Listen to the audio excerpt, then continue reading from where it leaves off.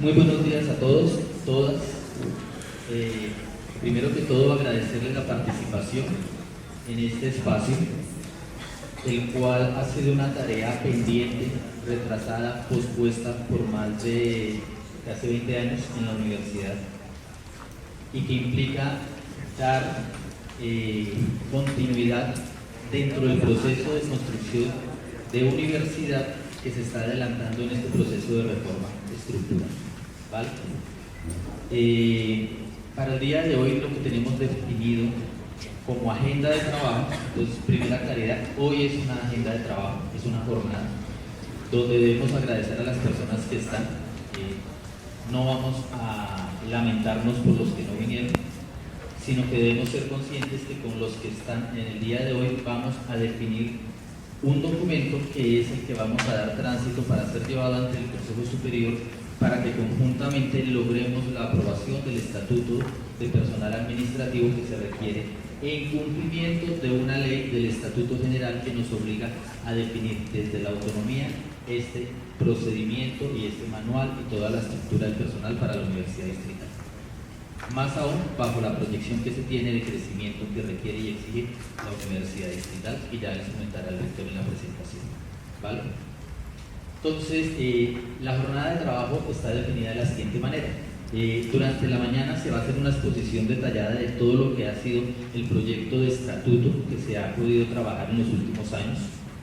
Esta presentación la vamos a hacer en dos etapas. Una primera etapa la va a exponer el doctor Fabio. Después vamos a tener unos 20 minutos de refrigerio para que en la segunda etapa continuará el doctor Fabio terminando la exposición de lo que es este documento. En el transcurso de la mañana les entregaremos el documento completo a todos y cada uno de nosotros, porque la intención es que una vez transcurra el almuerzo, nos reuniremos en grupos de trabajo para conseguir unas relatorías sobre, aparte de este documento, que vamos a recoger, y dentro de 8 días, las 25 personas que se escojan como relatores, nos reuniremos para consolidar los ajustes que se requieran en el documento que se presente el día de hoy. ¿Sí?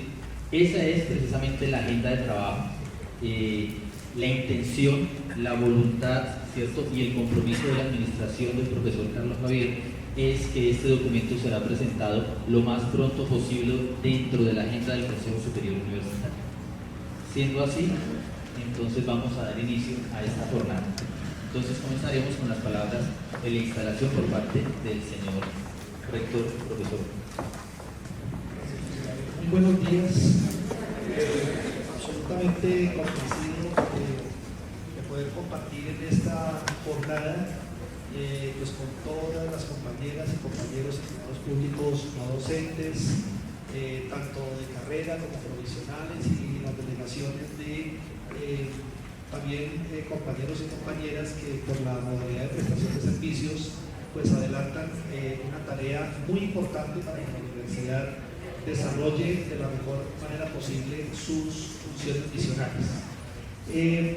Más que hacer referencia, digamos, a una particularidad del Estatuto de Personal Administrativo, quisiera reiterar cómo, particularmente como egresado a la universidad y como profesor y en esta tarea transicional en la rectoría de la universidad, sueño la universidad distrital. Primero, yo vislumbro una universidad que resulta ser la mano derecha del Distrito Capital. Para mí es como una cosa importantísima. Es decir, toda la ciudadanía, independientemente que tenga alguna relación directa o no con la Universidad Distrital, en la medida que haya algún familiar de la ciudadanía estudiando en la Universidad Distrital o porque conozca algún egresado de la Universidad Distrital, me parece que a mí un asunto que resulta relevante es apreciar cómo la Universidad Distrital se vuelve muy importante para la ciudad, absolutamente importante.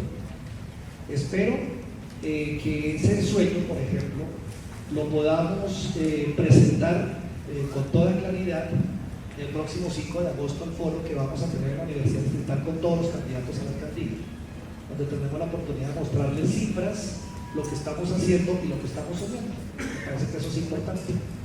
Pero bien, ¿Por qué dice uno que la universidad es importante para la ciudad?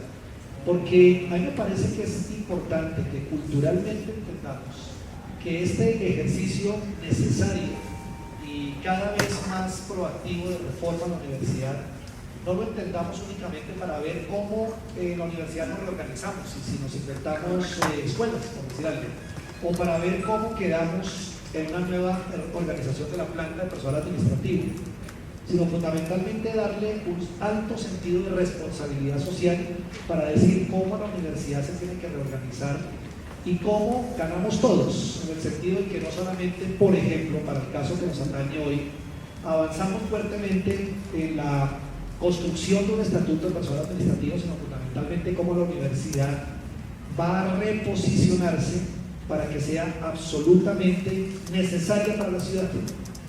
Yo me sueño algún día en la universidad, donde la universidad no está, digámoslo así, mendigando presupuesto, sino que hay una voluntad política tan importante desde el gobierno nacional como desde el gobierno distrital, al ver que es una universidad que crece exponencialmente y que necesita los recursos porque cumple con una función social importantísima, la más importante inventada por las culturas en sus diferentes dimensiones, en sus diferentes momentos históricos, pero incluso la que mejores dividendos genera, porque por ahí hay muchos expertos en economía que muestran cómo la educación es la mejor empresa social posible, la que genera los mejores indicadores y las mejores ganancias por encima de empresas grandísimas como, por decir algo, Apple. Será siempre la educación la que maneja ese tema. Ya les contaré al respecto, pero de todas maneras sobre ese sueño, es un sueño que hemos tenido la oportunidad de conversarlo en varias reuniones con el señor alcalde mayor, con la señora ministra de Educación. Esta tarde a las 2 de la tarde otra vez tenemos otra sesión de reuniones, la rectoría con la ministra de Educación, porque además todas estas cosas se hacen con recursos. Estas cosas se pueden cristalizar con dinero, con un presupuesto apropiado para que la universidad pueda generar estas cosas. Pero, insisto, todo ello lo estamos haciendo en el marco de decirles por qué la Universidad Distrital Francisco José de Caldas es absolutamente importante para la ciudad y para las metas sociales de educación que tiene el país, incluso en el ámbito de lo que esperamos todos sea pronto una realidad, que sea en una Colombia post-acuerdos, que permita decir qué es lo que va a hacer la educación para que ese acuerdo de paz a la cual pueda llegar el país se pueda cristalizar, porque indudablemente que sin niveles importantes de educación en nuestra sociedad y en el reconocimiento de nuestra diversidad cultural, pues sería muy difícil pues pensar que esos acuerdos realmente pudieran ser una realidad. Bueno, pero también me sueño una universidad que su reconocimiento no es gratuito, no es solamente para decir qué bueno que tenemos una universidad pública. Vean ustedes, lo habremos visto en las noticias en estos días, estuvo bien cuando ahora el Papa Francisco invita a 60 alcaldes de las ciudades más importantes del mundo a hablar de temas ambientales. Y entonces me parece muy importante que Bogotá estuviera en ese encuentro. Entonces uno dice, muy bien, eso quiere decir que a nivel internacional, por lo menos en el contexto latinoamericano, es evidente que Bogotá se constituye como una de las ciudades, digamos, que más jalona el desarrollo de la región. A nivel cultural, a nivel político, a nivel económico, a nivel social, en fin. Entonces la pregunta que uno tiene que hacerse es, bueno, si Bogotá está dentro de esas, digamos, ciudades importantes a nivel mundial y particularmente en el contexto latinoamericano, pues la Universidad Pública de Bogotá pues tiene que ser una universidad, una institución de educación superior altísimamente relevante. O sea que es para que nosotros empezamos a entender que no tenemos que sentir que estamos en cualquier universidad, sino que estamos en la universidad pública de una de las ciudades más importantes en el mundo y una de las ciudades más importantes, la quinta en ese ranking a nivel latinoamericano. O sea que no es una universidad pequeña, no es una universidad despreciable, y es una universidad entonces que se tiene que posicionar. Incluso en estos días han surgido algunas reflexiones de si sería conveniente que la universidad mantuviera su nombre. porque decían, a nivel internacional no dice mucho universidad distrital. Toda la gente se preguntará, o sea, si yo estoy en Europa y me hablan de universidad distrital, no es lo mismo que así yo, por ejemplo, no hubiera estado en Nueva York. Cuando le dicen la Universidad de Nueva York, pues uno ubica rápidamente que eso debe ser como en Estados Unidos, eso debe ser por ahí cerquita, quién sabe si será una universidad federal o estatal o algo así. Tal vez si uno dice Universidad de Bogotá, a lo mejor puede decir más, máximo si Bogotá empieza a adquirirse en esa connotación. Y ese será un tema que deberíamos reflexionar a propósito de la reforma. Incluso si valdría la pena que el reposicionamiento de la universidad implique una redefinición de su denominación institucional. Pues bueno, pero entonces esa es una de las características de uno por qué tendría que decir que la universidad tiene que pensar seriamente en una reestructuración, pero pensando en ese posicionamiento. Siempre conversando en estos temas, yo por ejemplo decía, cuando estuve adelantando el doctorado en la Universidad de Valencia, a mí me llamaba mucho la atención cómo la ciudad gira, a pesar de que hay algunas pequeñas universidades privadas, pues todavía en España aún se mantiene mucho la idea de que el sistema sea fundamentalmente público, que no es lo mismo que en Bogotá, donde vivimos al lado de tantas otras universidades públicas y de tantas universidades privadas, unas buenas, otras no tanto, pero de todas maneras uno veía que la ciudad gira en torno a la universidad. Por ejemplo, el zoológico de la ciudad de Valencia es un zoológico que tiene directa relación con la Universidad de Valencia y con trabajos de investigación y con grupos de investigación que tienen, digámoslo así, directa relación a lo que sucede allí. Por eso uno, por ejemplo, pregunta acá en Bogotá, y se lo he dicho explícitamente al alcalde, yo sigo sin entender por qué, por ejemplo, el planetario distrital no tiene nada que ver con la universidad distrital, cuando se supone que es un centro de conocimiento, que es un centro de investigación y que es un centro de divulgación del conocimiento, porque van desde niños de educación preescolar a visitar el planetario hasta, en teoría, grupos de investigación en astronomía. Entonces, no sería para que la reforma no diga, venga, adheramos a todo eso y entonces peguemos de todo. A lo mejor no se necesita que sea simplemente una adhesión, pero uno sí diría, si la universidad se quiere reposicionar para Bogotá, pues, por ejemplo, instancias como el planetario distrital, instancias como el archivo distrital, instancias como el jardín botánico, ¿cierto? Deberían tener una relación más fuerte, ¿cierto? Y digamos así, de mayor nivel de corresponsabilidad con la universidad, para que nuestros estudiantes, nuestros profesores, en general la comunidad universitaria, pudieran tener espacios de práctica, espacios de investigación, espacios del manejo del tiempo libre, etcétera, etcétera. Entonces, a veces a nosotros eso se nos olvida.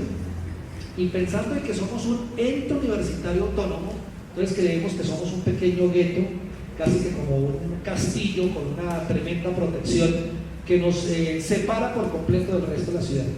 Y creo que ese paradigma en la universidad, yo particularmente creo que tendríamos que cambiarlo. Nosotros, por ejemplo, decimos todas las investigaciones que podemos hacer en el campo de digamos, de la ciencia y la tecnología.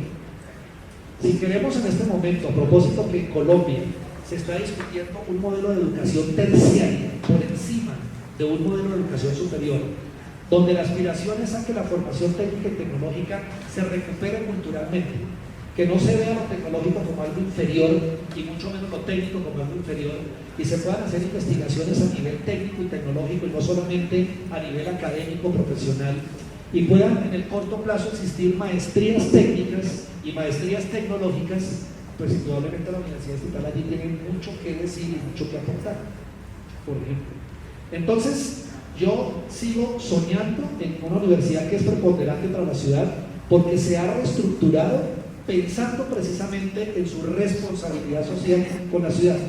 Claro, interesa mirar cómo nos ajustamos internamente y si académicamente es mejor tener escuelas e institutos, por dar ejemplos, y que es necesario tener un estatuto de personal administrativo, por supuesto, pero más que pensar únicamente en nosotros, tenemos que pensar cómo, pensando con una altísima responsabilidad social, aportamos hacia afuera y también, por supuesto, la universidad y su comunidad se beneficia. Ahora, sigo soñando la universidad, una universidad muy reconocida por su calidad. que sabemos que una cosa es entonces examinar indicadores. En estos días habremos escuchado en las noticias todas las cosas a favor y en contra del modelo de indicadores que se propone en el MIDE, el modelo de indicadores de la educación superior. Y hay puntos a favor y en contra. Ayer mismo en una reunión del sistema universitario estatal aquí en Bogotá se discutía cómo es necesario precisar en el ministerio cosas que permiten precisamente definir asuntos que no son nada comparables. Tal y como está el MIDE, por ejemplo, carreras como las carreras tecnológicas, que son muy importantes en la Universidad Distrital, y carreras como las licenciaturas, que son muy importantes en la Universidad Distrital, entonces no deberían existir, tendríamos que acabarlas. Porque, por ejemplo, el salario de enganche de un estudiante nuestro de licenciatura está por el orden del 1.200.000 pesos, porque así lo dice una política nacional. ¿Cómo poder comparar dentro de los indicadores del MIDE que la universidad es mejor o peor de acuerdo con el salario de enganche de los estudiantes cuando, repito, hay profesionales que nosotros formamos que no pueden tener más nivel salarial porque eso es lo máximo que ganan si se vinculan con el Estado? Porque si se vinculan en colegios privados a lo mejor ganan menos que el mínimo. Conocemos a estudiantes nuestros egresados de licenciatura que los contratan con enganche de 500.000 pesos. Entonces, eso es una cosa que uno diría, ¿por qué vamos a poner como un indicador de calidad el salario de enganche, también sabiendo las condiciones de contexto cultural? Está claro que en Colombia hay muchas instituciones de educación superior privada de muy mala calidad, pero ¿cómo competir con algunas de calidad importante, donde, como todos sabemos, un ingeniero industrial del frente de la Universidad Javeriana perfectamente puede tener salarios de enganche que además lo dice el observatorio, el OLE lo muestra, muy superiores a egresados nuestros que son absolutamente brillantes en cuanto a conocimiento, en cuanto a su dimensión como personas, pero pues que claro, el que entró, o la mayoría de nuestros estudiantes que provienen de estratos 1, 2, 3, pues entramos en desventaja social, como todos los que empezamos estudiando y nos formamos en educación superior pública, pues de los estudiantes que ya vienen con mejores posibilidades, donde incluso ya antes de ser egresados, sus padres los tienen muy bien ubicados en grandes empresas o en grandes compañías o en sus propias compañías, o tienen la posibilidad por cuestiones de orden político de vincularse muy bien con diferentes instancias, por ejemplo el gobierno central o de los gobiernos territoriales. ¿Cómo comparar, cómo decir que un indicador como por ejemplo los resultados en inglés en la prueba Saber Pro son un indicador de internacionalización? ¿Cómo poder medir eso? Eso es muy difícil. Cuando, como decíamos ayer en la reunión del SUBI, la mayoría de nuestros estudiantes entran con niveles menos que A en conocimientos y en dominio, en competencias comunicativas en lengua extranjera. Cuando en relación cuando uno mira, por ejemplo, los aspirantes y los admitidos en universidades privadas, por decir algo, la Universidad de los Andes, la mayoría provenientes de colegios internacionales, entran mínimo con un B1. O sea que para ellos comunicarse en una lengua extranjera pues es parte ya de su formación. A nosotros nos toca de cero, absolutamente de cero. Entonces, hacer esa comparación y más en un nivel de internacionalización pues nos parece que resulta ser absolutamente inequitativo. Entonces, ¿qué pasa? No nos deberíamos preocupar por los rankings, sino deberíamos preocuparnos por cuáles deberían ser indicadores de calidad. Porque eso es a propósito de lo que estaba diciendo ahora, que me sueño una universidad de calidad, pero con indicadores que son justos, equitativos y además incluyentes, y que no buscan ante todo comparar, por ejemplo, cosas que pueden hacer instituciones de educación superior públicas o privadas. Es que incluso ni siquiera podríamos compararnos entre instituciones de educación superior públicas, porque los contextos regionales son completamente distintos. ¿Por qué tendríamos que comparar universidades, por ejemplo, de la región Caribe, donde hay unos contextos culturales? Ayer decía muy bien el rector de la Universidad Magdalena, nosotros somos los únicos que tenemos una ingeniería portuaria, que no se mide en Saber Pro, porque como es el único programa, no ha interesado mucho hacer una prueba particular para medir competencias de conocimiento a ingenieros portuarios. Entonces, como no los miden, se quedan por fuera, y entonces se miden esas generalidades que obviamente les muestran desventaja porque no los miden donde son fuertes, ¿cierto?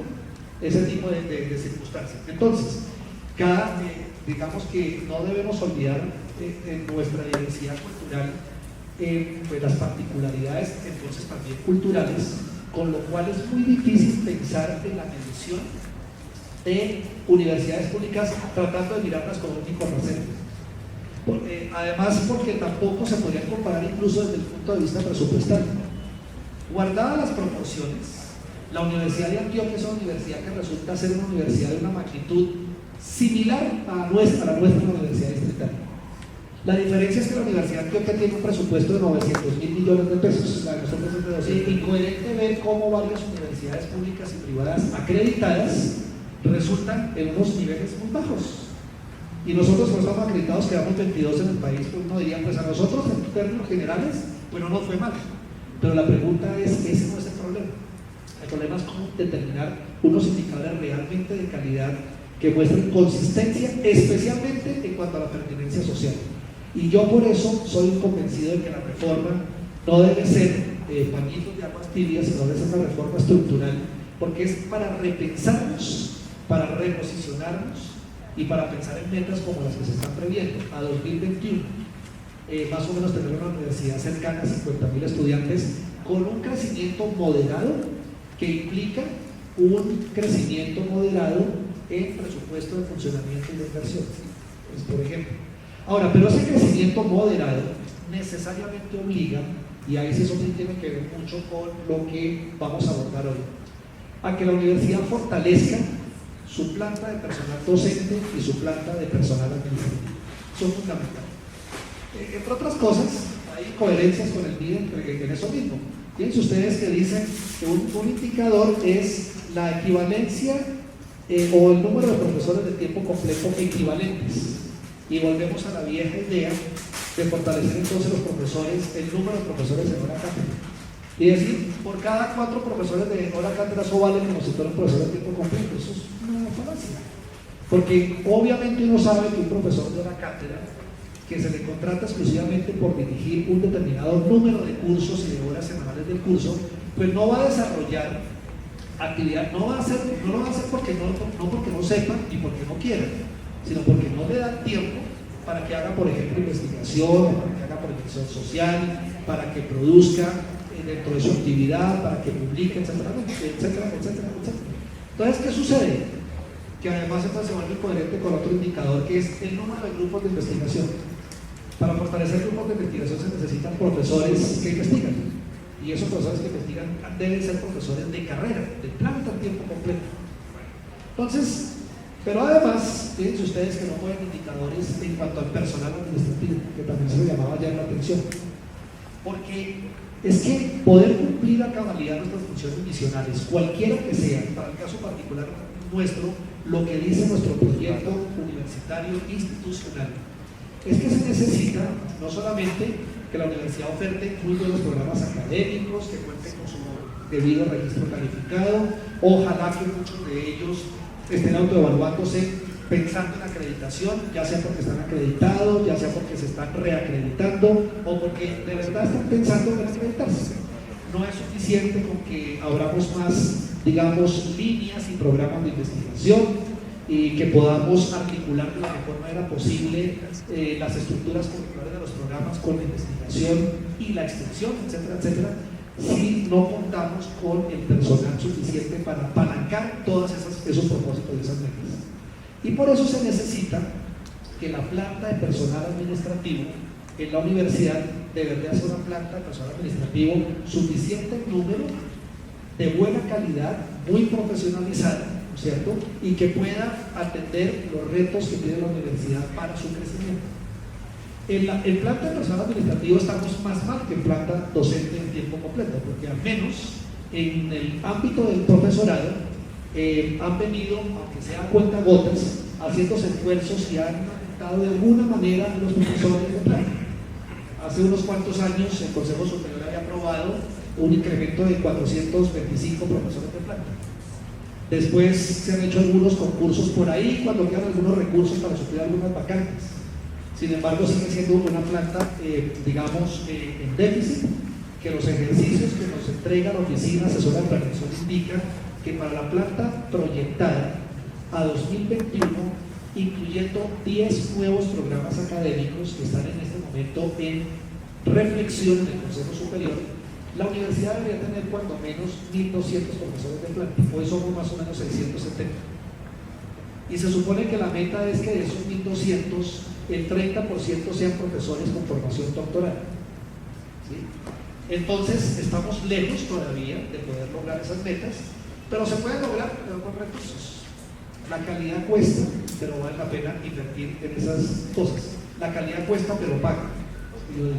Cuesta, pero paga. Ahora, el personal administrativo sí que estamos muy mal. Los cálculos implicarían que mínimo la planta de personal administrativo, para atender esa proyección actual y futura al 2021, implicaría al menos 800 trabajadores de planta. ¿Cuántos somos hoy en día? Somos como 200, bueno, eso es. Digamos que somos 250, para una cifra. Estamos lejísimos de esa meta, ¿cierto? Estamos muy lejos. 550 funcionarios de planta más necesita la universidad de planta a tiempo completo.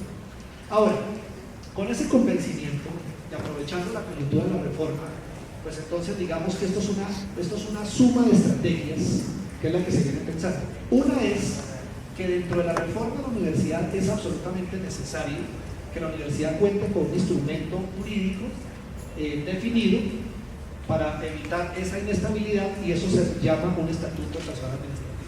O sea, no puede pasar una reforma estructural donde solamente pensemos un estatuto orgánico o una reforma del estatuto docente o la constitución de una revisión del estatuto estudiantil, etcétera, etcétera, sin que ello vaya aparejado con un estatuto personal administrativo. Bien. Segundo, necesariamente eso implica la revisión de todos los estudios que hace muchos años uno encuentra que están por allí, que se han hecho sobre cómo debe ser la estructura de la planta de personal administrativo de la universidad. Para empezar a proceder, como nos van a explicar hoy, como seguramente ustedes van a discutir hoy, atendiendo las últimas normas y incluso las últimas sentencias de las grandes cortes, sobre empezar a iniciar unos procedimientos de concursos para poder empezar a dotar esa planta de personal administrativo. Entonces, por supuesto, de lo que se ha venido hablando con la alcaldía, de lo que hoy aprovecho la coyuntura del día para hablar con la ministra, es, porque yo les llevo ¿cuánto cuesta eso? Si ustedes nos dejan en nuestras manos, que con toda la responsabilidad del mundo, con un buen manejo de la autonomía universitaria, un buen uso de la autonomía universitaria, entra la comunidad universitaria y con las instancias máximas como es el Consejo Superior, que allí para eso, entre otras cosas, tanto el gobierno nacional como el gobierno distrital tienen sus voceros, nosotros nos reorganicemos pensando cómo debe ser y cómo tendrá y cómo quedará finalmente nuestro estatuto de personal administrativo y cómo va a quedar esa estructura de la planta de personal administrativo, que si ya lo tenemos todo ese estatuto, tenemos todas las normas internas que van a permitir adelantar los concursos y nos dan los recursos, empezamos entonces inmediatamente ahí. Claro, no se piensa, de acuerdo con lo que ha proyectado la Oficina Asesora de Planeación, que por ejemplo el año entrante de una vez saltemos de 650 a 1.200 profesores y de 250 trabajadores a 800 trabajadores. Se planea hacerlo por vigencias. Por ejemplo, lo que prevé en este momento la Oficina de Planeación es que el año entrante podríamos hacer ya 90 concursos, ¿sí?, de trabajadores y 70 de docentes, para llevar eso progresivamente hasta el 2021 a los 1.200 profesores de planta y a los 800 trabajadores de carrera. Muy bien, así que en ese sentido el tema es que tenemos que ir haciendo la tarea simultánea, ir sensibilizando políticamente desde el Consejo Superior de la comunidad universitaria que la reforma es muy importante para que la universidad se reposicione en la ciudad, reposicione sus indicadores de calidad y se vuelva un instrumento de desarrollo cultural, de desarrollo científico, de desarrollo tecnológico, de desarrollo artístico y en general de desarrollo social para la ciudad de Puerto Rico. Eso es fundamental. Segundo, tenemos entonces que ir buscando entonces con la participación de la comunidad universitaria cómo vamos a lograr éxito en esa reforma estructural. Muchas universidades, es más, ahí sobre ello, a propósito de la reforma, hemos podido leer de muchos autores nacionales e internacionales que han trabajado sobre, y que trabajan sobre modelos universitarios. han mostrado cómo, por ejemplo, en muchas universidades las reformas se han pensado buscando grandes expertos, grandes gurús en educación superior, que hacen incluso propuestas muy interesantes y que las aprueban, pero resulta que han fracasado en su gran mayoría, precisamente porque, independientemente de que sean buenas posibilidades y buenas alternativas, le ha faltado lo más importante en una universidad, que es su comunidad universitaria. Por eso yo no me imagino una reforma que no sea construida desde la base, desde nosotros mismos. Ahora, probablemente en los estatutos que finalmente no quedaría todo lo que uno quisiera que quedara, ni siquiera los textos como se quisiera que quedara, pero aquí tenemos que pensar que lo que nos interesa es que la universidad como institución, y no cada uno de nosotros de manera particular, piense que la reforma es como yo me la imagino, sino que debe ser una reforma como la universidad y la ciudad lo necesitan. Habrá cosas que a lo mejor quedan y que uno dice, quedo satisfecho por ese lado, esta no me gusta mucho, pero independientemente de ello, creo que es importante entender que ese es el éxito de la reforma, la participación de la comunidad universitaria. Ya estamos terminando la fase 1 de la hoja de ruta planteada por el Consejo Superior, estamos a punto de iniciar la fase 2, ya el Consejo Académico, a partir de ahí ustedes conocerán todo lo que ha desarrollado, las resoluciones o mejor dicho, las determinaciones que de la Rectoría, en concordancia con lo que dicta el Consejo Superior y el Consejo Académico, han desarrollado, y esto es parte ya de nuestros inicios en la fase 2. Ya José David explicaba cómo es el procedimiento. Hay una propuesta. Ese no es el Estatuto Personal Administrativo, es una importante propuesta que nos interesa que todos nosotros, y especialmente los actores interesados en ese Estatuto Personal Administrativo, participen. Por eso hoy dijimos suspensión de términos para dedicarnos a eso. O sea, hoy no estamos ni de asueto, ni de vacaciones, ni nada, sino estamos desarrollando una actividad muy importante para nuestras actividades diarias. Y por eso es importante que estuviéramos acá. Y bueno, estamos ahí cumpliendo con el número, con la expectativa de todos nosotros. La idea es discutirlo, reflexionarlo, que hayan sugerencias, qué sugerencias a ese documento en términos de qué se le puede o qué deberíamos adicionar, qué deberíamos modificar, qué deberíamos suprimir, para que la próxima semana de todas esas, digamos, alternativas, surja un documento final que es el que se va a llevar en la fase 2 de consolidación a la, digamos, gran asamblea que se está trabajando y que la va a empezar a trabajar también el comité, ¿no es cierto?, la unidad técnica de reforma que ha denominado el Consejo Superior en su acuerdo 06 de este año, para empezar entonces a discutir y a conversar entre esa unidad técnica de reforma, donde hay varios delegados del Consejo Superior y la comunidad, estatutos como el Estatuto Personal Administrativo. Recuerden ustedes que no se está previendo que la reforma sea solamente el Estatuto Orgánico, es un paquete estructural que incluye estatuto académico, estatuto de investigaciones, estatuto de extensión, estatuto de docente, estatuto de personal administrativo, estatuto de estudiantes, de egresados, un estatuto administrativo y financiero. Bueno, hay varios, digamos, es un paquete estatutario que lo tenemos que hacer a la usanza como se manejaría en el Congreso de la República en un periodo legislativo que debe terminar el día 3 de octubre. El 3 de octubre sabremos si pudimos hacer la tarea o no. Ahora, yo porque estoy convencido que sí, porque esta es una tarea que la hace la comunidad. Y al participar la comunidad, pues imposible que lo podamos hacer sumando tantos talentos, porque no somos bruticos, somos muy inteligentes. Entonces, con tanto talento, ¿por qué no la podríamos sacar? Esto es una cuestión de talento y de voluntad. Me parece que es importante. El talento está claro. En nuestra comunidad de estudiantes, en nuestra comunidad de profesores, en nuestra comunidad de trabajadores, el talento nos muestra que la universidad, por eso es que se explica que a pesar de todas nuestras dificultades internas, dificultades de gobernabilidad, en fin, inestabilidades exteriores, rectores, en fin, fíjense ustedes que bien o mal, ahí estamos de 22 en el MIDE. No sé si habrán visto los resultados del observatorio de la Universidad Colombiana, donde la Universidad Distrital es la primera universidad en grupos de investigación que no está acreditada. Y tiene más grupos de investigación que muchas universidades acreditadas, rarísimo, pero es así. Es más, la proporción de profesores de tiempo completo a estudiantes es mucho mejor, en el caso nuestro, que universidades públicas acreditadas como pares nuestros, como la Universidad de Kansas o la Universidad Tecnológica de Medellín. O sea, es muy raro, pero eso dice, pues no es raro, porque esto es porque hay un talento importante en la comunidad universitaria.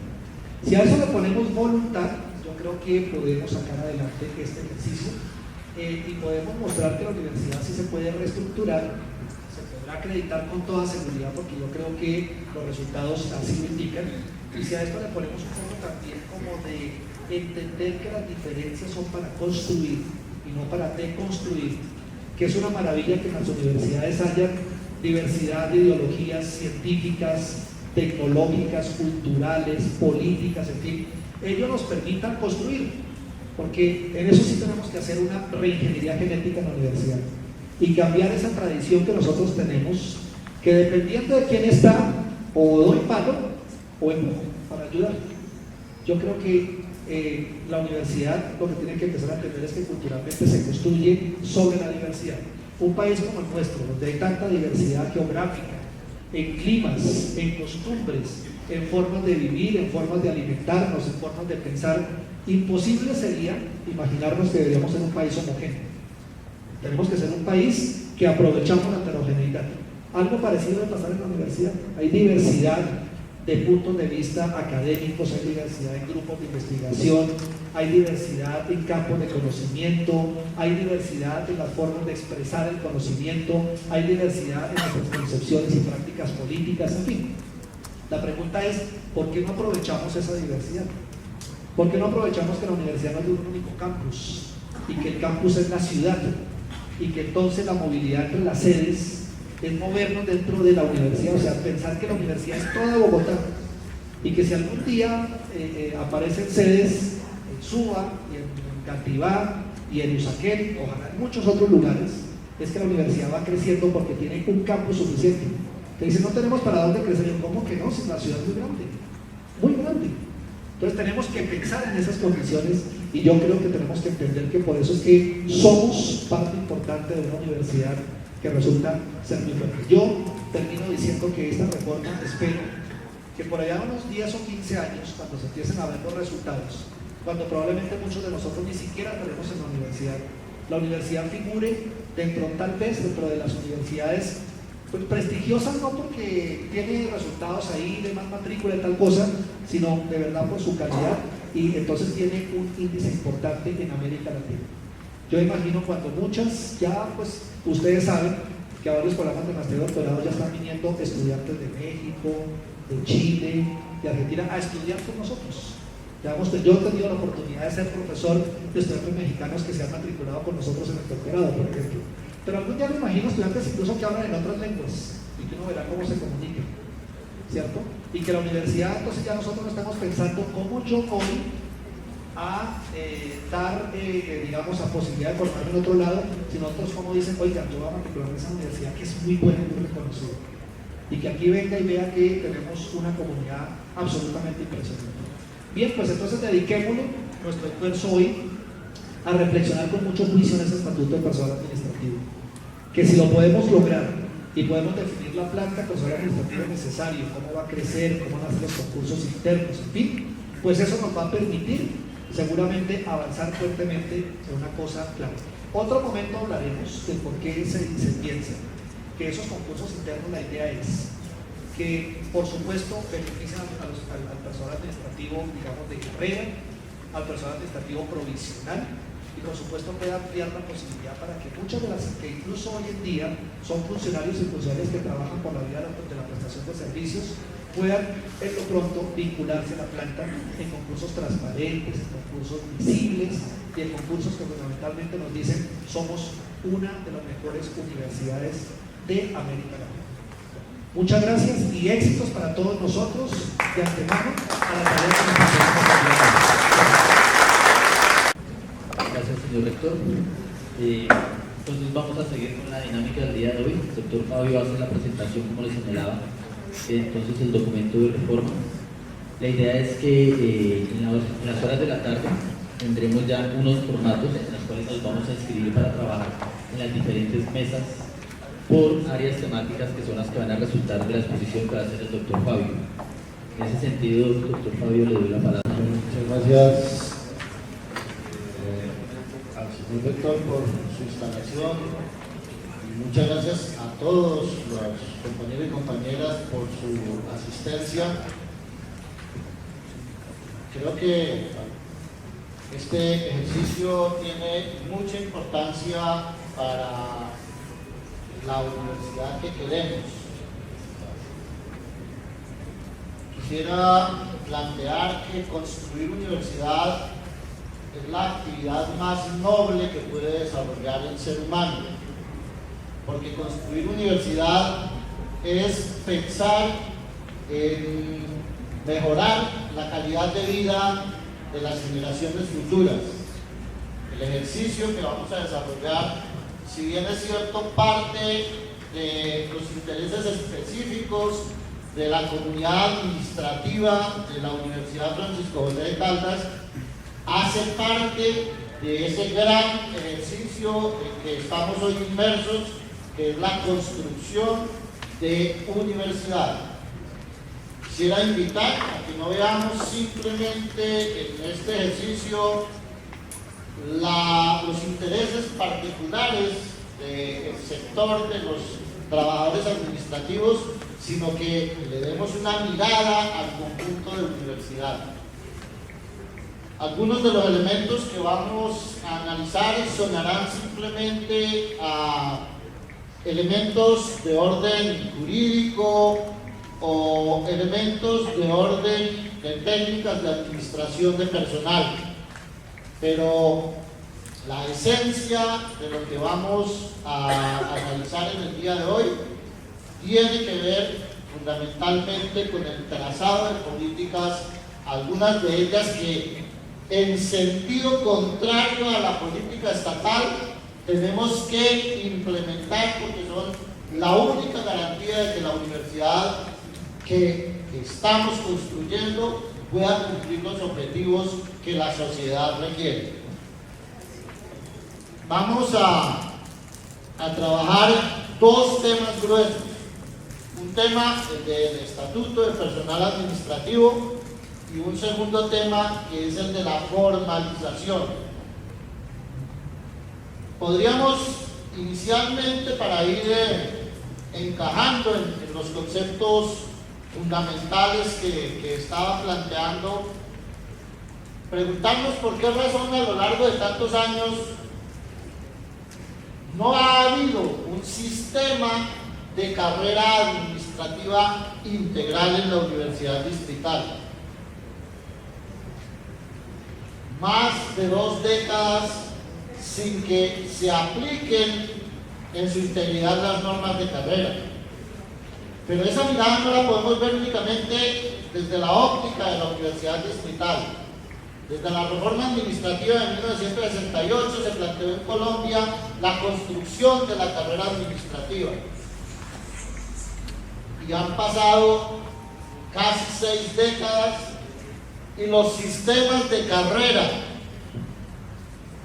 en las entidades públicas colombianas siguen teniendo enormes debilidades en su aplicación. Hasta 1997 no había incluso una convicción de aplicar la normatividad de carrera. El tema de la carrera administrativa en Colombia se viene a convertir en una tarea de los servidores públicos a partir del paro nacional estatal de 1997. Allí el movimiento sindical planteó por primera vez la necesidad de que dejara de ser simplemente un planteamiento teórico la aplicación de la carrera y se propuso la implementación de una normatividad unificada de carrera que fue posteriormente la Ley 443 de 1998. Vamos entonces a entrar en materia, insisto, teniendo en cuenta que esto corresponde no solo a un ejercicio meramente jurídico o técnico, sino esencialmente a una pretensión política, la defensa de los derechos de los servidores públicos. Ese es el objetivo político fundamental. Vamos a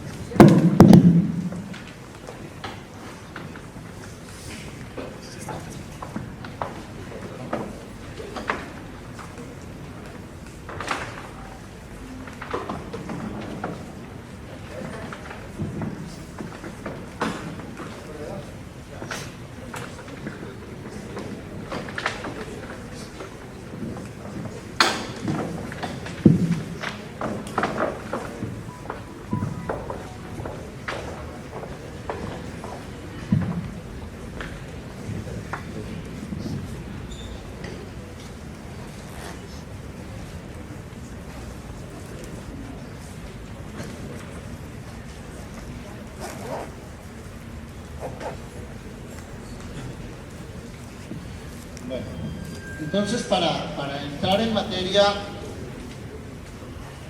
como ya todos conocemos la historia de elaboración del proyecto de Estatuto de Personal Administrativo en la Universidad Distrital, tarea en la que llevamos ya casi 8 años, que debió elevarse a acuerdo hace mucho tiempo y que por negligencia del Consejo Superior no fue posible que se adoptara.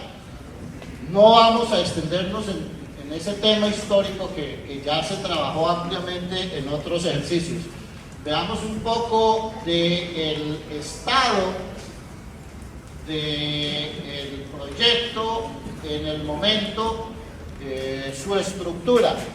Tenemos, esta estructura es importante que la tengamos en cuenta porque va a servir de herramienta para el trabajo de la tarde, la conformación de unas mesas de trabajo que van a hacer un ejercicio de análisis temático ya a profundidad de los contenidos normativos del proyecto de estatuto. Tenemos 12 grandes temas en el proyecto de estatuto. Un primer bloque de normas generales, un segundo bloque de la carrera administrativa, que es el bloque más grande dentro del texto del estatuto. Dentro de ese bloque de carrera administrativa tenemos unos temas y un articulado dirigido a la definición y los empleos, un segundo grupo de administración de la carrera, un tercer grupo de ingreso a la carrera, un tercer grupo de registro y evaluación, un cuarto grupo de retiro del servicio y un quinto grupo de movimientos y situaciones administrativas. Viene después un capítulo dedicado a los temas de capacitación y bienestar universitario, otro capítulo del régimen salarial y prestacional, un capítulo de enorme importancia para todos que es el del régimen disciplinario y finalmente las disposiciones que cierran ese estatuto. Esto sería más o menos las mesas que podríamos conformar para hacer ya hoy un análisis a fondo de cada una de las normas que contiene el proyecto de estatuto. Ha habido bastantes modificaciones producto de las labores que se han desarrollado desde el año anterior hasta hoy. Dentro de ese proceso se han recogido unas propuestas planteadas por el equipo de la administración del doctor Vergara Portela, que elaboró un documento de estatuto de personal administrativo. Hemos analizado los elementos centrales y tratado de introducir los temas nuevos que aquí se trajeron a propuesta. ¿Cuál es el objetivo de la tarea que vamos a hacer hoy? Entramos a partir del mes de agosto en el nivel de consolidación de la reforma. Ese nivel de consolidación de la reforma se va a desarrollar con unos representantes de los diversos estamentos de la universidad. Y en ese nivel de consolidación se van a elaborar las propuestas de texto final que se llevarán al último nivel, que es el nivel de asamblea constituyente, es decir, donde se aprobarán de manera definitiva los nuevos estatutos de la universidad. La intención del ejercicio de hoy es que lleguemos, producto de que el personal administrativo ha adelantado este ejercicio a lo largo ya de varios años, lleguemos con un documento unificado. Está previsto dentro de la hoja de ruta que a nivel de consolidación los diferentes representantes de los estamentos pueden llevar las propuestas que tengan frente a cada uno de los estatutos que se van a adoptar finalmente. Y pueden haber allí diversidad de propuestas, pero entre más propuestas haya, el nivel de discusión va a ser mucho más complejo y la posibilidad, en razón del tiempo, de profundizar en los temas va a ser mucho más reducida. Por eso, la idea es que, llevando como lleva el personal administrativo mucho más tiempo trabajando sobre este proyecto, podamos unificar entre las diferentes propuestas que hasta el momento ha habido para presentar un solo proyecto de estatuto de personal administrativo, reduciendo de esta manera los tiempos de discusión.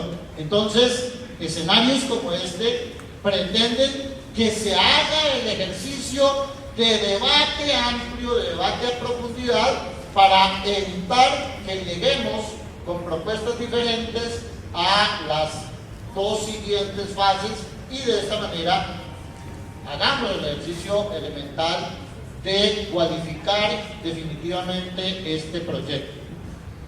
Entonces, vamos a trabajar con tres herramientas.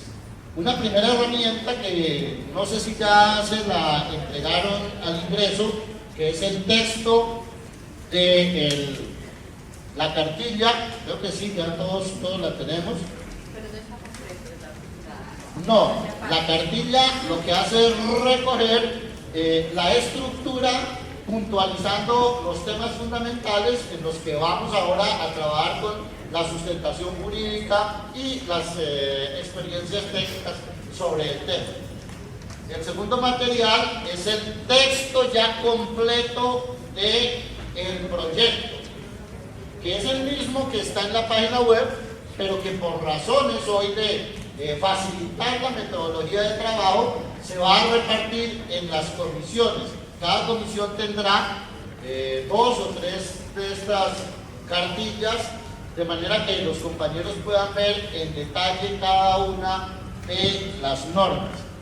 Y un tercer material con el que vamos a trabajar es el resultado de la negociación nacional estatal, los dos acuerdos, el acuerdo nacional estatal y el acuerdo nacional universitario, porque dentro de esos acuerdos se han producido normas que tienen que ver con los temas de la carrera administrativa, de las condiciones, de las relaciones laborales de los trabajadores universitarios, y en consecuencia pues deben ser tenidos en cuenta en el momento de la elaboración final.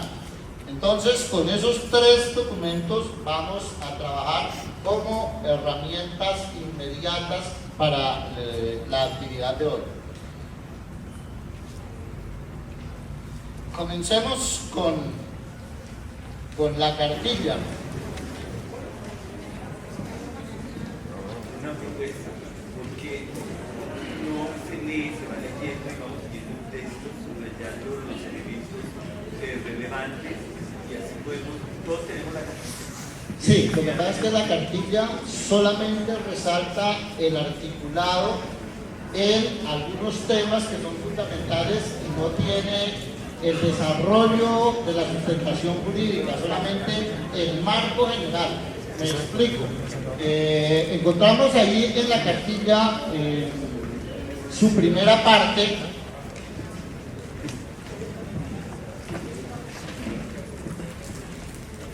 cuáles son los fundamentos constitucionales, pero solamente enunciados, no tenemos ahí la norma. Igualmente la jurisprudencia, pero no tenemos las sentencias en específico. Entonces, la cartilla nos sirve de guía. De pronto, si es necesario, compañeros, es que hay muchos compañeros que no estuvieron en los dos talleres que hicimos anteriormente, donde analizamos norma por norma. Aquí tenemos un grupo ya mucho más grande de compañeros participando y entonces algunos compañeros no conocen en detalle los contenidos del articulado constitucional, del articulado legal y de la jurisprudencia que hemos citado. Entonces vamos bajando en el orden de la cartilla y yo voy planteando los fundamentos. Los compañeros que han estado en los ejercicios anteriores les agradecería que se ubiquen en cada una de las comisiones, que haya por lo menos un compañero que estuvo en los talleres anteriores, de manera que pueda transmitir ya en detalle lo que es el contenido jurisprudencial. Y en esta primera fase vamos también a citar la mayor parte de las normas legales constitucionales y de la jurisprudencia de la que vamos a hablar. Entonces, los fundamentos de orden constitucional para el trabajo del Estatuto del Personal Administrativo son, en esencia, el capítulo segundo del título quinto de la Constitución Nacional, que comprende los artículos 122 a 131 de la Carta, y el artículo 74 de la Ley de Plan Nacional de Desarrollo, que acaba de ser adoptado en el Congreso de la República. ¿Qué contienen esos artículos de la Constitución? El artículo 122 básicamente lo que determina es que para la prestación de los servicios públicos en Colombia, el personal que cumple esa labor debe estar en las plantas de cada una de las entidades. Eso dispone el artículo 122. Complementamos con el artículo 125, que dispone que el ingreso al empleo público en Colombia se hace a través de procesos de selección y que los funcionarios deben ingresar a la carrera administrativa. Esos son los aspectos básicos. Ya en detalle vamos mirando lo que es aplicable en cada uno de los casos a la normatividad que desarrolla el Estatuto. Pero ¿por qué citamos estos dos artículos como fundamentales? Citamos estos dos artículos por lo siguiente. En sentido contrario a lo que ordena el artículo 122 de la Constitución, hoy tenemos a la mayoría de los servidores en la universidad que cumplen la función pública que le corresponde a la Universidad Distrital Francisco José de Caldas por fuera de la planta de personal, lo que planteaba hace un momento el rector. Tenemos alrededor de 1.200 profesores vinculados bajo la modalidad de ocasionales y catedráticos, es decir, que no hacen parte de la planta docente de la Universidad Distrital y que en consecuencia tampoco están en la carrera docente. Y tenemos, como para todos es absolutamente claro, alrededor de 800 servidores administrativos vinculados bajo la modalidad de órdenes de prestación de servicios o de formas de tercerización que desempeñan esas funciones públicas que le corresponden a la universidad y que en abierta violación al artículo 122 no están en la planta. Es decir, que lo que tenemos que hacer a través de este ejercicio de adopción del Estatuto de Personal Administrativo y de formalización de los vínculos laborales en la universidad es cumplir las normas constitucionales. Es así de simple. Aquí no vamos a hacer ningún ejercicio novedoso. Aquí lo que tenemos que hacer es simplemente llevar el funcionamiento del personal administrativo de la universidad a las normas constitucionales. que se cumplan las normas constitucionales.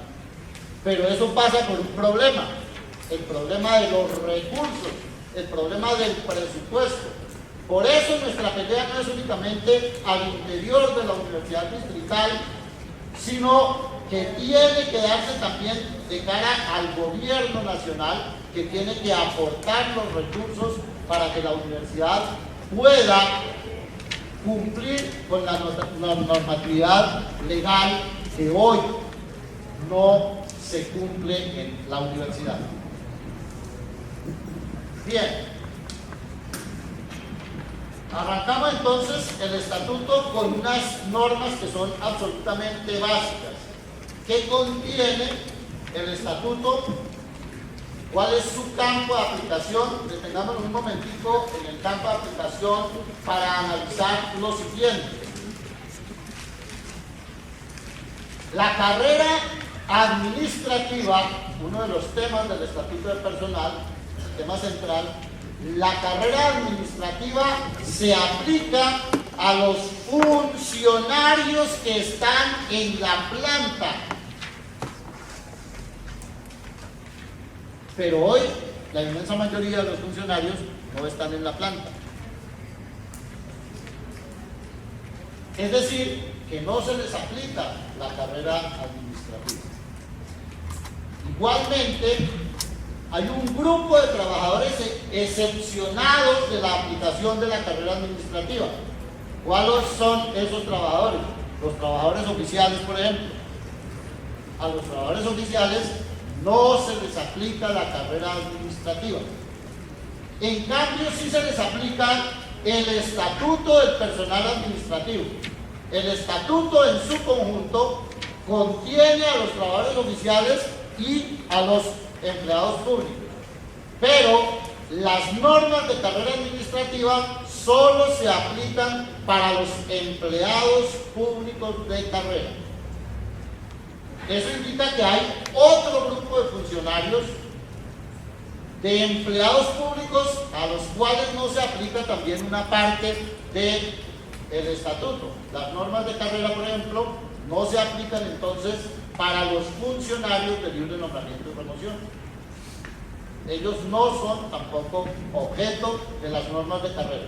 Entonces, en el campo de aplicación tenemos que ir teniendo claro que el campo de aplicación del estatuto en su conjunto no es el mismo campo de aplicación de las normas de carrera que contiene el estatuto. El estatuto no cobija en su totalidad a los funcionarios de la universidad. Hay aplicación para unos casos sí, para otros casos no. La definición del personal administrativo tiene que ver con el... ¿En cuáles casos no y en cuáles casos sí? Por ejemplo, si el estatuto se está creando para una aplicación global, ¿sí? Como para unos casos sí y para unos casos no. ¿Están excepcionados dentro de... Están excepcionados del capítulo de las normas de carrera administrativa los trabajadores oficiales y los empleados de libre nombramiento y promoción. De entrada están excepcionados de la aplicación de una parte del estatuto. Quisiera explicar esto un poco en el recorrido histórico que ha tenido la elaboración del proyecto.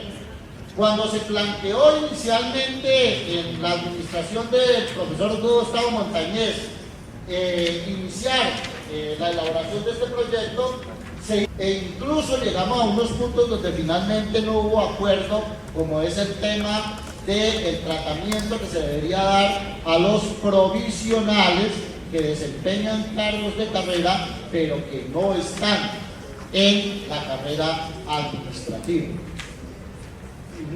Esto de entrada significa una serie de complejidades. Miren lo que ocurre aquí por razones de la dispersión en la normatividad que reinó durante muchos años en Colombia y adicionalmente por la inaplicación del sistema de carrera y la violación absoluta de las normas de carrera.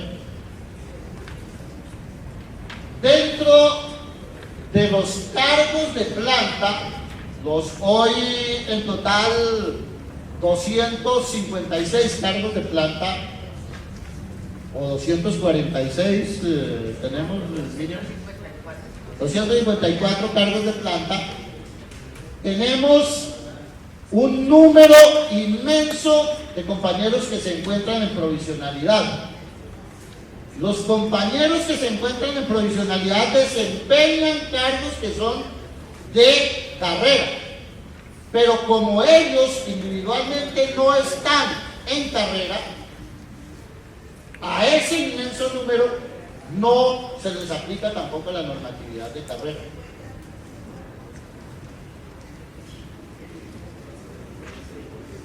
Tenemos también en la planta a los trabajadores oficiales.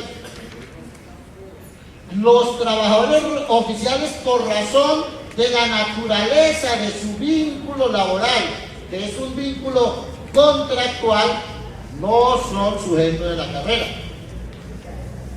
pero hacen parte de la planta de personal administrativo de la universidad. Entonces, aquí se complejiza la cosa porque se han producido situaciones absolutamente absurdas en la administración de personal, como por ejemplo el hecho de que tengamos hoy funcionarios que desempeñan cargos de carrera, pero que se encuentran en provisionalidad durante 10, 12, 15 o más años. Y sobre todo que sean la mayoría de la planta. Eso hace que el número de compañeros que hoy serían susceptibles de aplicación de las normas de carrera son la inmensa minoría. Y por ser la inmensa minoría, se ha tenido como que eso no tiene real importancia. La existencia de la normatividad de carrera en la universidad no tiene importancia porque es para un grupo muy reducido de funcionarios. Entonces hay problemas que tenemos que corregir, que no terminan ni siquiera con la elaboración, con la adopción de este estatuto, sino que pasan también por la implementación de la segunda parte de lo que vamos a analizar aquí, que es la planta de cargos efectivamente necesarios para la universidad distrital. Señalaba hace un momento el rector que se plantea como planta necesaria hoy en la teoría, en la planificación que tiene la universidad, 800 empleos. 800 empleos. Y de esos 800 empleos hoy apenas 130 y ¿cuántos tenemos en planta? En carrera administrativa. 71, ahí podemos ver lo que significa el problema. Menos del 10% de la totalidad de los empleos efectivamente necesarios hoy están en carrera. Quisiera una claridad de parte suya y una precisión. Usted dice la carrera administrativa no aplica a los provisionales porque están provisionales. Pero dicho de otra manera, la carrera administrativa incluye los provisionales. ¿Cuál es el problema? El problema está en la universidad distrital, es un problema específico, porque permitió que los provisionales superaran el tiempo. ¿Cuál es la primera fase de la carrera administrativa? Porque en realidad el cargo es el que es de carrera administrativa. La persona se nombra en carrera administrativa una vez se inscribe y participa en el concurso. La primera fase de la carrera administrativa es que yo saco a concurso el cargo de provisionalidad y ahí se nombra provisionalmente la persona y una vez cumpla los 6 meses que establece la ley 909 o el doble, creo, eso lo dirá Fabio, la persona se convoca para que se inscriba en carrera administrativa. Entonces ahí hay una ambigüedad que deberías aclarar porque es importante para los compañeros provisionales. Es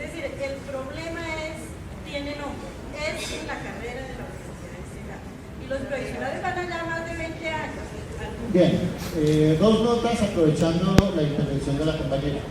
La primera, en el sentido de que tengamos absolutamente claro que la carrera es aplicable a los empleos, no a las personas, no al funcionario. La carrera se predica del empleo, es decir, el cargo de profesional universitario grado tal. A ese cargo se le aplica la carrera administrativa, pero no necesariamente a la persona que desempeña el cargo. Para que se le aplique también a la persona que desempeña el cargo, la persona tiene que haber ingresado mediante un proceso de selección de méritos y estar inscrito en la carrera. Si la persona no cumple con esos dos requisitos, entonces, aunque esté desempeñando un cargo de carrera, individualmente no accede a los derechos de carrera. Gracias, doctor. Una cosita pequeña. Yo no veo contemplada ninguna condición de garantía de transición frente al tema. En efecto, lo que ustedes están planteando es una condición que empezaría a regir hacia el futuro. Pero la realidad de la universidad frente al tema de los trabajadores administrativos, empleados públicos administrativos, refiere a otro tipo de circunstancias. Y creo que existe un vacío en cuanto a garantizar. Creo que en eso hay que ocuparse un poco más, a garantizar esa estabilidad de los provisionales. Y no quisiera entrar en materia aún porque voy a esperar que usted desarrolle algo que aún yo no he podido leer en su totalidad y que pudimos enterarnos hace algún tiempo. Sin embargo, es valioso el aporte que están haciendo. Y es que hasta para los asesinos existe una transición. Hasta para las personas que han cometido delitos en este país. Y lo pongo en ese mensaje porque es que a veces algunos mensajes no son menores en la universidad. Se emitió un acuerdo relacionando un tema anticorrupción donde incluyeron los empleados administrativos, que aún yo no acepto, no sé si mis compañeros lo aceptan, en el caso mío no. Entonces yo le enviaría este mensaje, doctor. En lo sucesivo es cierto lo que usted está planteando, pero tiene que haber también una transición que de alguna manera refleje la preocupación de las personas que, no por culpa de ellos, sino por situaciones de carácter institucional, no lograron obtener esa inscripción. Y hay cosas que podrían ser mucho más difíciles, como los cambios de nomenclatura que refleja el estatuto y que en ese caso afectaría también a los que ya están inscritos en carrera, en donde se plantea, entre otras cosas, una serie de recursos y otras cosas más. Bueno, dejo ahí, muchas gracias. Sí, quisiera pedir el favor que, por razones de orden meramente metodológico, este tema del régimen de transición para los provisionales está a partir del artículo 102 y siguientes. Entonces, por ahora, quedémonos simplemente en el enunciado de que existen provisionales y que las personas que desempeñan el cargo en provisionalidad, por regla general, no se les aplican los derechos de carrera, no más. Después hablamos del resto. Pero hay un segundo elemento de lo que ha planteado Irma que me parece que es necesario que lo tengamos en cuenta. Y aquí quiero divergir un poco de la forma como ella lo presentó por lo siguiente. La existencia de provisionales que superan ampliamente los términos que la ley dispuso para esa condición de provisionalidad no son un problema específico de la Universidad Distrital. Se presenta esta situación a lo largo y ancho de todo el Estado colombiano. Es una política de Estado, compañeros. Esto no es un problema de un rector en la Universidad Distrital este no es un problema de la institución Universidad Distrital. Esto lo implementó el Estado colombiano, violar su propia normatividad para mantener a los trabajadores del Estado colombiano en condiciones de inestabilidad y de dependencia de los empleadores. Quiero en esto ser muy enfático porque esto determina contra quién se debe adelantar la pelea. Hoy tenemos en el Estado colombiano 480.000 funcionarios en provisionalidad por más de 8, 10 o 12 años, cuando la ley dispuso que solamente podía estar una persona en condición de provisionalidad para el desempeño de un empleo público, para la última norma de la ley 909, durante 4 meses, prorrogable hasta por otros 4 meses. Es decir, máximo 8 meses, que es el mismo término que contenía la ley 27 de 1992, y es el mismo, y la diferencia se planteó con la ley 443 del 98, que dispuso que podía ser por 6 meses la condición de provisionalidad. Es decir, el Estado colombiano violó sus propias normas a lo largo y ancho del país. Y eso ha generado un gravísimo problema. Y es que hoy, personas que tenían derechos de carrera, que hubieran podido acceder a los derechos de carrera, resultaran perjudicadas por la utilización irregular de la figura de provisional.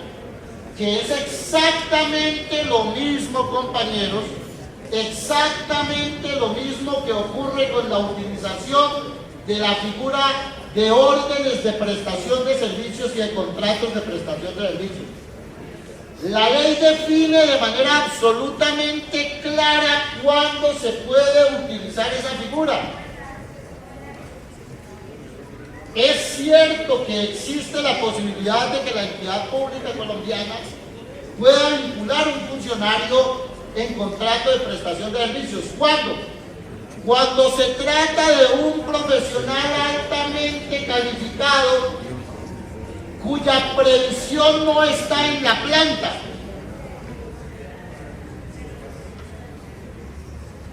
O cuando se trata de desarrollar unas funciones que no hacen parte del giro ordinario de las actividades de la entidad. Ejemplo, la entidad necesita vincular abogados para defenderse en procesos judiciales, para defender sus intereses. Entonces puede vincular a esos profesionales a través del contrato de prestación de servicios. Y entre ese profesional y la entidad no hay una relación de dependencia. El profesional, por sus calidades, desempeña la labor atendiendo a su formación profesional, no a la orientación que le da la entidad para la cual trabaja. O cuando se trata de desarrollar actividades que no hacen parte de la actividad ordinaria de la institución. Por ejemplo, la universidad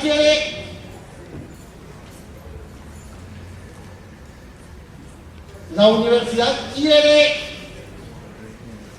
hacer un diseño arquitectónico especial. Entonces necesita unos profesionales para que desarrollen esa labor y unos funcionarios para que la ejecuten. Como eso no es parte de la actividad ordinaria, como eso no se va a hacer sino durante un periodo de tiempo específico, entonces puede vincularlos a través de esa figura. Pero en sentido contrario a lo que dispone la ley, la Universidad Distrital y las demás entidades en Colombia hoy utilizan esa figura para vincular funcionarios a cumplir las labores ordinarias, cotidianas de la institución. Eso es lo que vemos en la Universidad Distrital. Compañeros que cumplen funciones de profesionales, de técnicos, etcétera, que igualmente tienen pares en la planta de personal, simplemente con el argumento de que no se han creado los cargos en la planta. Entonces hay una utilización irregular de la figura de orden de prestación de servicios o contrato de prestación de servicios, al igual que hay una utilización irregular de la condición de provisional. Y eso, compañeros, ha sido una política del Estado colombiano. El Estado colombiano, a lo largo y ancho de las instituciones en el país, incentivó a que se violara la ley y se utilizaran ilegalmente estas figuras. Entonces, hoy tenemos que tener eso muy en claro. Si bien es cierto, tenemos que resolver el problema en la Universidad Distrital, nos estamos enfrentando a un problema mucho más complejo. Y voy a señalar por qué es necesario enfrentar al Estado colombiano. Ese Estado que incentivó la utilización irregular de estas figuras, lo hizo con el objeto de reducir los costos de funcionamiento de las instituciones. Es elemental. Si vinculamos, por ejemplo, un profesor bajo la modalidad de ocasional o de catedrático, solamente le pagamos en el año 8 meses de salarios y prestaciones. Mientras que a ese profesor, si lo vinculamos a la planta, hay que pagarle 12 meses de salario y prestaciones. Es decir, que la institución se ahorra 4 meses de salario y prestaciones simplemente por cambiarle el nombre a la forma de vinculación. Eso ocurre en todos los casos que estamos hablando. Hoy, cuando la Corte Constitucional ha conminado al Estado colombiano a que cumpla la Constitución y la ley y que vincule a todos sus servidores a la planta, el Estado colombiano dice sí, cumplamos la Constitución, cumplamos las sentencias de la Corte, pero a costo cero. Es decir, no vamos a poner un peso en el presupuesto de las entidades, que las entidades con los recursos que hoy tienen vinculen a la planta a los servidores, llámese profesores o llámese administrativos. Y eso significa lo siguiente, aterrémonos, eso significa que si la universidad no recibe un presupuesto adicional para poderle pagar lo que hoy no le paga a profesores y trabajadores, entonces la universidad tiene que vincular menos profesores y menos trabajadores de los que hoy tiene y en consecuencia reducir la prestación del servicio. Cuando en sentido contrario nos están obligando a ampliar la cobertura, la universidad, por razón de la actitud del Estado colombiano, tiene que reducir la prestación del servicio. Eso es un problema que hoy estamos discutiendo con el gobierno nacional.